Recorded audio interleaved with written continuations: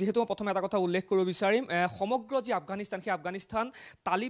তালিবানৰ যি কবলত অহাৰ পিছত এই যিটো বিষয় সেই বিষয়টো কিন্তু সমগ্ৰ বিশ্বজুৰি এতিয়া বৰ্তমান সময়ত আটাইতকৈ যি গুৰুত্বপূৰ্ণ বিষয় হিচাপে বিবেচিত হৈছে আৰু এই সমগ্ৰ আচলতে আফগানিস্তানত দীৰ্ঘদিন কৰ্মৰত থকা এগৰাকী ব্যক্তি আৰু তেওঁ বিশেষ যি কৰ্মৰত অৱস্থাত তেওঁ আছিলে আৰু আফগানিস্তানত তেওঁ US যি আৰ্মি আছে US মিলিটাৰীৰ যেহেতু IT সেকশনত তেওঁ দীৰ্ঘদিনে তাত কৰ্মৰত আছিলে আৰু মই তেওঁৰ পৰা আফগানিস্তানৰ কিছু কথা মই জানিব চেষ্টা কৰিম এগৰাকী অসমীয়া কল্যাণ শইকীয়া মোৰ লগত উপস্থিত আছে মই দাদা আপোনাৰ ওচৰলৈ আহিছোঁ আপুনি কিমান দিন আফগানিস্তানত কিমান দিন আপুনি কৰ্মৰত হিচাপে আছে মই প্ৰায়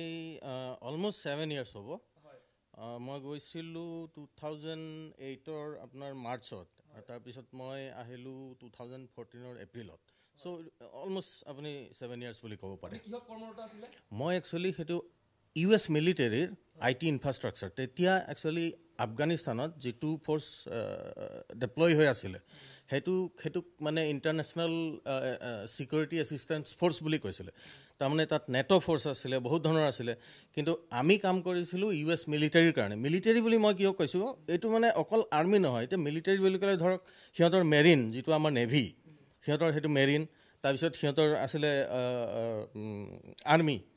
এয়াৰ ফ'ৰ্চ চ' তিনিটা মিলি পেলাই US মিলিটাৰী আমি গোটেই মিলিটাৰীৰ কাৰণে কাম কৰিছিলোঁ সেইটো আচলতে আমাক হায়াৰ কৰিছিলে এটা অৰ্গেনাইজেশ্যন সেইটো ডিপাৰ্টমেণ্ট অফ ডিফেন্স আমেৰিকাৰ এটা অৰ্গেনাইজেশ্যন সেইটোৰ নাম হৈছে AFIS army and air force exchange services AFIS চ'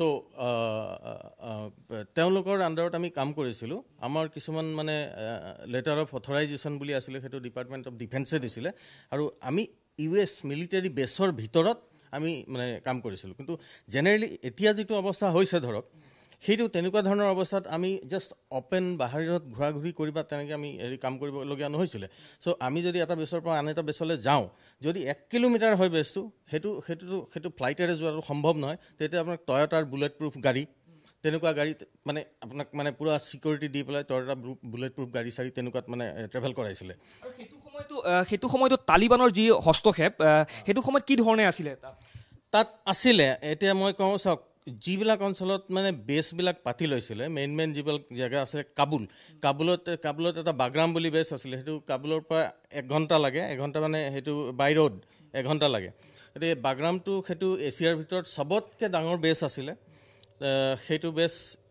যেতিয়া আছিলে তাত তেতিয়া ধৰক তালিবান ইমান এটা মানে এক্টিভ হৈ থাকিব পৰা নাছিলে আৰু ঠিক কান্দাহাৰত বেছ তেনেকুৱা ডাঙৰ বেছ আছিলে মই এই গোটেই বেছবোৰত কাম কৰিছোঁ আমি এয়াৰ ট্ৰেভেল কৰোঁ এতিয়া যে এই যে ৰেস্কিউ ইভাকুৱেশ্যনৰ কাৰণে নিউজত আহি আছে নহয় C-17 তেনেকুৱা ইণ্ডিয়ান যিবিলাক মানে সেইবিলাক মিলিটাৰী এয়াৰক্ৰাফ্টবিলাক সেই তেনেকুৱা ধৰণৰ আৰু তাতোকৈ মানে এডভান্স কিছুমান এয়াৰক্ৰাফ্ট আছিলে একজেক্টলি মই এতিয়া কি সেই নাম্বাৰটো ক'ব নোৱাৰিম তেনেকুৱা ধৰণৰ মানে এই আমি এয়াৰক্ৰাফ্ট বা এই ফ্লাইট সেইবোৰত আমি মানে ফ্ৰম বেছ টু বেছ ট্ৰেভেল কৰিছিলোঁ আৰু আপুনি যিটো কথা সুধিলে তেতিয়া খুব বেছি এক্টিভ আছিলে তেতিয়া অলমষ্ট যেতিয়া পিক সময় আছিলে 1,30,000 40,000 সেই এই ছিকিউৰিটি এছিষ্টেঞ্চ ফ'ৰ্চ আছিলে আৰু তথাপিও তালিবানৰ কিছুমান মানে এতিয়া ধৰক কিছুমান মানে দূৰ একেবাৰে ইৰাণিয়ান বৰ্ডাৰ খোষ্ট প্ৰভিন্স হেৰাত এনেকুৱা কিছুমান বহুত ভিতৰুৱা জেগা আছে সেইবোৰত মানে সিহঁতৰ চলি আছিলে যিটো অত্যাচাৰ সেই অত্যাচাৰ আপোনালোকে নিজে দেখিছেনে আমি দেখিছোঁ মানে আমিতো অলমষ্ট মানে বেছৰ ভিতৰতে মষ্টলি আমি থাকিবলগীয়া হয় কিন্তু এনেই যে কাৰোবাক যে মাৰি আছে গুলিয়াই আছে কিবা তেনেকুৱা ধৰণৰ পৰিস্থিতি আমি নিজেই তেনেকুৱা দেখা নাই কিন্তু সেই যিখিনি আমাৰ লগত কাম কৰা মানে তাৰ লোকেল কাবুলী মানুহখিনি সিহঁতৰ মুখেৰে আমি যিখিনি শুনিছোঁ সেইমতে মানে খুব বেছি এতিয়া যেনেকৈ দেখিছে মানে কিবা কথাই গুলি মাৰি দিয়ে বা সিহঁতৰ সেইটো সেই ইছলামিক ল বুলি কয় যে সেইটো আনিবলৈ খুজিছে কিন্তু মই লগতে এটা কথা উল্লেখ কৰিব বিচাৰিম বা সুধিব বিচাৰিম আপোনাক আচলতে তালিবানৰ যিটো পলিটিকেল ইনফ্লুৱেঞ্চ যিটো কি ধৰণে তাত আৰম্ভ হৈছিলে বা কি ধৰণে সেইটো শিপাইছিলে সেইটো একচুৱেলি এইটোতো বহুত দীঘলীয়া কাহিনী সেইটো আগতে আপোনাৰ ফাৰ্ষ্ট তালিবান আপোনাৰ কিমান ৰ'ব এইটো আৰু লগতে এটা কথা আপোনাক মই সুধিব বিচাৰিম বৰ্তমান কি ধৰণৰ পৰিস্থিতি হ'ব পাৰে কিবা আপোনাৰ আইডিয়া আছেনে আফগানীসকলৰ মাজত আছে আছে এতিয়া মানে কি চাওক মই মই মই মই অলপ সেই তেতিয়াৰ কথাও মিলাই পেলাই ক'ম মই যেতিয়া মাৰ্চত গৈছিলোঁ মাৰ্চত গৈ মই ভিছাৰ কামৰ কাৰণে ইণ্ডিয়ান এম্বেচি যাবলগীয়া হৈছিলে সেই দিনাই ইণ্ডিয়ান এম্বেচিত মানে অলপ আগ পিছ এটা ডাঙৰ বম ব্লাষ্ট হৈ 40 ইণ্ডিয়ানছ মৰি গৈছিলে 40জন সেইটো সেই আপোনাৰ 2008তে মানে মই যোৱাৰ প্ৰায় 3 মাহমানৰ পিছত চ' তেনেকুৱা ধৰণৰ কথা কিছুমান আমি নিজে দেখা কিন্তু সেইবিলাক দেখিছোঁ আৰু আপোনাৰ কুৱেশ্যনটোৰ বাকীখিনি কি আপুনি জানিব খুজিছিলে পলিটিকেল ইনফ্লুৱেঞ্চ কি ধৰণৰ পলিটিকেল ইনফ্লুৱেঞ্চ সিহঁতৰ নাই তালিবানৰ সিহঁত হৈছে এক্সট্ৰিমিষ্ট গ্ৰুপ এতিয়া সিহঁতে জোৰকৈ মানে পাৱাৰটো ল'ব খুজিছে এতিয়া মানে যিটো চৰিয়া কানুন বুলি কয় যিটো মানে ইছলামিক ল সেইমতে সিহঁতে মানে চলাব আৰু সিহঁতে তেতিয়া কি কৰিবলৈ নিদিছিলে জানেইতো চাগে তাত চিনেমা চাব নোৱাৰিব তাত টিভি চাব নোৱাৰিব তাত আপুনি ইভেন স্কুললৈ যাব নোৱাৰিব মাইকী মানুহ অকলে ৰাস্তাত ওলাব নোৱাৰিব বুৰ্কা পিন্ধিব লাগিব মানে বহুত ধৰণৰ প্ৰেছাৰ তেওঁলোকৰ ওপৰত হেৰি কৰিছিল আৰু পৃথিৱীৰ কোনো মানুহে ৰেষ্ট্ৰিকশ্যনত থাকি ভাল নাপায় এতিয়া তাত থকা যিখিনি লোকেল আফগানী তেওঁলোকে কাবুলত থকা আফগানী এতিয়া পলাই তেওঁলোকে ইণ্ডিয়ান পিপলৰ লগত বা যোনে যেনেকৈ য'তে পাই যাব খুজিছে এয়াৰপৰ্টৰ পৰা ওলাব খুজিছে দেখি আছে সদায় কেনেকুৱা এটা মেছ আপ মানে এয়াৰপৰ্টত চব ওলাব খুজিছে তো তাৰ কাৰণটো হ'ল কোনেও ৰেষ্ট্ৰিকশ্যনত থাকি মানে ভাল নাপায় তেওঁলোক বাহিৰলৈ ওলাই যাব খুজিছে গতিকে সেই পলিটিকেল আপুনি যে ক'লে পলিটিকেল বুলি সিহঁতৰ একোৱেই নাই এতিয়াহে জোৰকৈ তেওঁলোকে হেৰি কৰিব তেওঁলোকে এটা এক্সট্ৰিমিষ্ট গ্ৰুপ হয় তেওঁলোকে সেইটোৱে সিহঁতে এতিয়া ক'ৰ পৰা ফাণ্ডিং আহে কি হয় সেইবিলাকতো আমি গম নাপাম কিন্তু একচুৱেলি শান্তি প্ৰতিষ্ঠা কৰিবৰ কাৰণেই এই ৱৰ্ল্ড ট্ৰেড চেণ্টাৰত যিটো মানে সিহঁতে এটেক কৰিছিলে তাৰপিছতেই সিহঁতে আমেৰিকান আহি পেলাই আফগানিস্তান সোমাইছিলে আৰু তেতিয়া তালিবান ইনএক্টিভ হৈ গৈছিলে আৰু এতিয়া মই আপোনাক কোৱাৰ নিচিনাকৈ জানো মই ক'লো নাই অলমষ্ট $3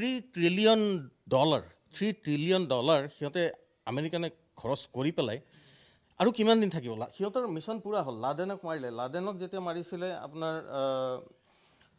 2 মে 2011 2 মে তেতিয়া বাগ্ৰাম বেছলৈ আনিছিলে লাডেনক মাৰি পেলাই পাকিস্তানৰ পৰা আৰু আমি সেই বাগ্ৰাম বেছত তেতিয়া কাম কৰি আছিলোঁ আৰু সেই তেতিয়া অবামা আছিলে প্ৰেছিডেণ্ট অবামা আছিলে অবামা বাগ্ৰামলৈ আহিছিলে তাৰপিছত হামিদ কাৰজাই আছিলে তেতিয়া আপোনাৰ আফগানিস্তানৰ প্ৰেছিডেণ্ট হামিদ কাৰজাই তেতিয়া তেওঁ সেই তেতিয়াৰ পৰা 2004ৰ পৰা ধৰি 2014 মানলৈকে হয়তো তেওঁ চাগে আছিলে প্ৰেছিডেণ্ট চ' তাৰপিছত মানে সেই লাডেনক মৰাৰ পিছত বহুতখিনি ইনএক্টিভ হৈ গৈছিলে এতিয়া আকৌ এই যে অৱস্থাটো হ'ল বহুতে কৈ আছে যে এই আমেৰিকাৰ নিচিনা মানে পাৱাৰ টিকিব নোৱাৰিলে তেনেকুৱা কথা নহয় ইমান টকা পইচা খৰচ কৰি পেলাই কাৰণ এতিয়া সিহঁতৰ ৰাষ্ট্ৰত মানে ইভেন সিহঁতৰ ৰাষ্ট্ৰৰ নাগৰিকৰ পৰা কুৱেশ্যন আহিছে আমি কি পাইছোঁ তাত আমাৰ মানুহ মৰিছে আমাৰ টকা খৰচ হৈছে আমি কি পাইছোঁ আমি কিয় কৰি আছোঁ সেয়া তো সেইকাৰণে লাহে লাহে এই ডিচিশ্যনটো যে উইড্ৰ কৰিব লাগে সেই ডিচিশ্যনটো ডোনাল্ড ট্ৰাম্পে লৈছে এই কেইদিনমানৰ আগত তাৰপিছত বাইডেন যেতিয়া আহিলে বাইডেনে সেইটো ইমপ্লিমেণ্ট কৰিছে কমপ্লিট উইড্ৰয়েল আৰু মই যেতিয়া 2014ত আহিছিলোঁ তেতিয়া মানে পাৰ্চিয়েলি উইড্ৰ হৈ গৈ আছিলে সৰু বেছবোৰ বন্ধ কৰি দিছিলে লাহে লাহে পাৰ্চিয়েলি উইড্ৰয়েল কৰি আহি আছিলে আৰু সেইটো সময়ত মই এটা কথা সুধি হৈছোঁ মাজতে আপোনাক আপুনি যিমান দিন তাত আছিলে সেইটো সময়ত আফগানী যিসকল লোক আছে তেওঁলোকে শংকাত আছিল নেকি যে তালিবানে যিকোনো সময়তে তাত কব্জা কৰিব পাৰে বুলি বহুতৰতো সেইটো ভয় আছিলে যদি তেনেকুৱা হৈ যায় কি হ'ব তেনেকুৱা যদি আকৌ হৈ যায় কি হ'ব কিন্তু কাবুলত মানুহ তেতিয়া মানে ধৰক সেই বোৰকা পিন্ধি ঘূৰা বা তেনেকুৱা ধৰণৰ মানে তেনেকুৱা নহয় কাবুলত আমিও ফ্ৰীলি আমি যদিও বেছত আছিলোঁ কাবুলত আমিও ফ্ৰীলি ঘূৰিছোঁ আপুনি কাবুলৰ নিচিনা এখন কালচাৰ ধুনীয়া চিটি আপুনি কিজানি মানে মই কৈছোঁ খুব কমেই ওলাব ইমান ধুনীয়া চিটি তাতে আপুনি মানে একদম মানে এনি টাইম আপুনি মানে পূৰা ভিৰ পূৰা মানে একদম সদায় বিজি মানে এখন চিটি গতিকে তাত তেনেকুৱা ধৰণৰ মানুহ মানে অপেনলি ইমান ভয় নোহোৱাকৈ তেতিয়া মানে তেওঁলোকে ভাবিছিল কিজানি ইয়াত শান্তি প্ৰতিষ্ঠা হৈ গ'ল আৰু সিহঁতে আগৰ নিচিনা অত্যাচাৰ তালিবানৰ হৈবলগীয়া নহ'ব তেনেকুৱা বুলি কিন্তু এতিয়া খালি টিভিত যিটো দেখে এতিয়া খালি মানুহ দৌৰিয়ে আছে সেই ৰাস্তা দি সেই তালিবানৰ সেই ফ্লেগবিলাক লগাই গাড়ীবিলাক গৈ আছে মানুহক ঘৰৰ ভিতৰত সোমাই থাকিবলৈ কৈছে সেইটো পৰিৱেশ আৰু সেই তেতিয়াৰ যিটো পৰিৱেশ মানে ধৰক মানে কিমান মানে এইটো ক'ব নোৱাৰি যে কিমান হয়তো 100 বছৰ পিছফালে গুচি গৈছে কিজানি। আপোনাৰ হয়তো যিহেতু দীৰ্ঘদিন আপুনি আফগানিস্তানত আছিলে, আপোনাৰ তাত হয়তো কোনোবা বন্ধু আছে বৰ্তমান সময়ত? আছে। এতিয়া মানে মই কণ্টেক্ট কৰিবলৈ চেষ্টা কৰিছিলোঁ, কিছুমানক পাৰিছোঁ কণ্টেক্ট কৰিব আৰু কিছুমানক পৰা নাই। কিছুমান আকৌ ইণ্ডিয়ান বন্ধু মই পাইছিলোঁ, অসমৰ মই কাকোৱে পোৱা নাছিলোঁ। মই গোটেই যিমান বেছত ঘূৰিলোঁ, যিমান মিলিটাৰীৰ লগত কাম কৰিলোঁ, বেছত কাম কৰিলোঁ, অসমৰ মাত্ৰ মানে মই কেতিয়াবা অসমীয়া কথা এটা পাতিবলৈ মানে মন যায় বা ভাল লাগে, যেতিয়া সেই মানে কথা পতাৰ মন যায় অসমীয়াত, তেতিয়া আপুনি সেই মোবাইলত ঘৰৰ মানুহৰ লগত কথা পতাৰ বাদে আন উপায় নাই। কিন্তু মই তাৰ আফগানী তেনেকুৱা দোস্ত বা তেনেকুৱা ফ্ৰেণ্ড আছিলে। কিছুমানৰ মোবাইল নম্বৰ চেঞ্জ হ'ল, মানে যথেষ্ট দিন হ'ল মই অহা 2014, তেতিয়া মানে কণ্টেক্টবোৰ প্ৰায় নোহোৱাৰ নিচিনা তেনেকুৱা হৈছে। আছিলে তেনেকুৱা বহুত গোটেই মানে বেছত আপোনাৰ বহুত দেশৰ, মানে অকল আফগানিস্তানৰ বুলি নহয়, গোটেই আপোনাৰ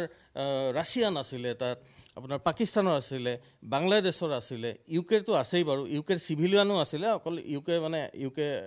মানে ব্ৰিটিছ মিলিটাৰীৰ কথা কোৱা নাই, সিহঁতৰ চিভিলিয়ানো আছিলে বেছত। যেনেকৈ মই এতিয়া ধৰক IT কাম কৰিছোঁ, অকলেতো গোটেই মই কামখিনি চলাবলৈ নহয়, মোৰ লগত আৰু বহুত তেনেকৈ বেলেগ ধৰণৰ বহুত টীম আছিলে। আপুনি এতিয়া নেশ্যনেল মিডিয়াও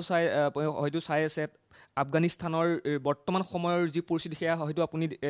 দেখি আছে। আপুনি যি বেছত আছিলে সেয়াও এতিয়া তালিবানৰ কবলত?